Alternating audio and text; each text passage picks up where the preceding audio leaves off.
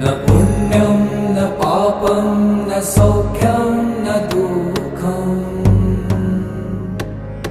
न मन्त्रो न तीर्थं न वेदा न यज्ञा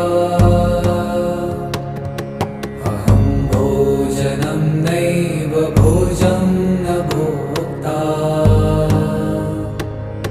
चिदानन्दरूप शिवोऽहं शिवोऽहम्।